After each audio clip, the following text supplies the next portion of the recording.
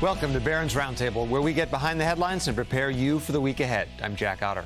Coming up, inflation remains stubborn, leaving the Federal Reserve stuck on hold. Corient partner Andy Kaplan tells us what higher for longer interest rates means for your money. Then we've got our latest big money poll out of professional investors. Barron's senior writer Paul LaMonica will dive into what managers are bullish on, bearish on, and why earnings growth is lower than you probably thought. And later, American automakers had a much better earnings season than their European counterparts. But we begin with our expert panel and three things investors ought to be thinking about right now. On the Barron's Roundtable, my colleagues Ben Levisohn, Megan Leonard, and Al Root. So, Ben, it was not a great week in the market, and then we got this, should we call it a Goldilocks jobs number that pleased everybody. Yeah, I mean, it was a really decent number. I mean, at first glance, it disappointed, but it was still 175,000 jobs, which is it's a pretty nice number under most conditions. And then you look at wages, average hourly earnings, they went up, but it was pretty benign. And everybody, all of a sudden, the market is going up. Treasury yields are coming down. It was just the kind of thing they wanted, which is a real change from earlier in the week where it seemed like the market was able to freak out about just about everything. We had an employment cost index came out, the market dropped. There was a lot of selling going on at the close. It was just not a great market, but the tone completely changed by the end of the week. Still, you saw some trading activity throughout that week that bothered you. Can you explain?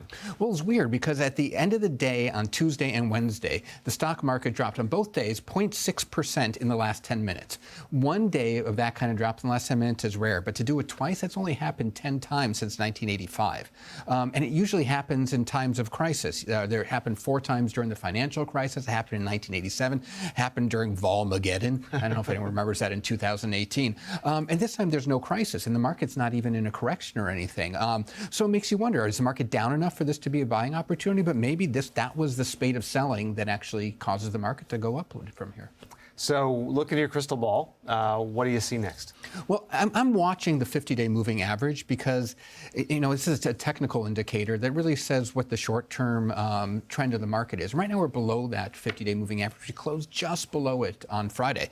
And I'd like to see us get above it. Until we get above that index on the S&P, that average on the S&P 500, I think you have to be a little nervous that the market might sell off again. All righty. Al, I have a question for you. Yes. What do Meghan and Harry have in common with 3M? I don't know. This is a surprise. They're fallen aristocrats. Oh, my goodness.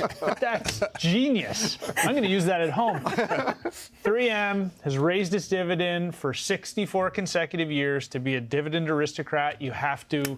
Man, I'm struggling to recover. You have to raise your dividend for 25 years. They announced the reset. They're cutting their dividend. The cut's not official, but the numbers they use imply they're going to cut their dividend by about 50%.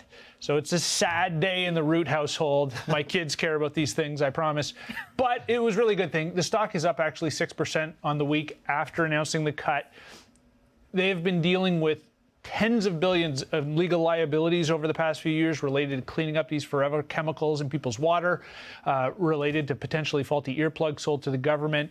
So it amounts to really taking your medicine, and now people can sort of invest in the stock on a go-forward basis. All right, real quick, the Alphabet announced a dividend. Do you think Amazon should too?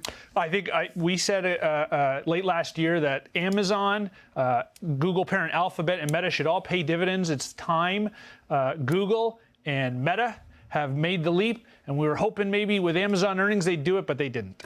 So, Megan, sometimes when you announce a dividend, that implies that the growth days are over. That is not the case with big tech, as we just saw. No, and, it's interesting. This week was a weird one. I mean, we had Apple earnings, and, of course, investors were very happy with that massive $110 billion buyback. And obviously, that makes people happy.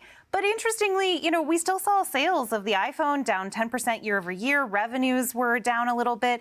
And sales in China, while they were a little bit ahead of analysts' forecast, still less than a year ago. So there was some interesting things. Obviously, I think the news that everyone was watching for was AI.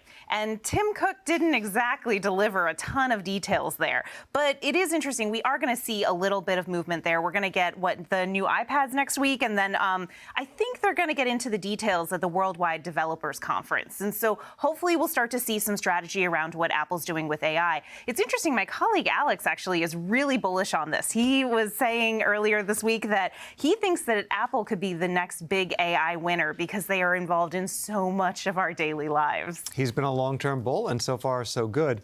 So AI is clearly part of the powering behind also Alphabet, Amazon, Microsoft. They're benefiting in their cloud services. In the chip maker department, it's part of the mix, but it's not always positive. It's interesting. I think we had a lot of the chip makers announced this week. We certainly, saw some volatility there. I mean, you had folks not quite like Volmageddon. Not Volmageddon, but Advanced Micro Devices, AMD, you had Supermicro Computer, you had ON Semiconductor. All of them actually reported at the beginning of the week. And I think that they actually had some issues with some of that market headwinds that we saw a lot of stocks dealing with. But they have sort of bounced a little bit. AMD is a really interesting play because while it did beat on its earnings, investors really want to see a blockbuster quarter here. They didn't come away with a lot, but it was interesting. They did see some real growth in their data revenue services, or their data center revenue. There we go. So, all righty. Thank you for that.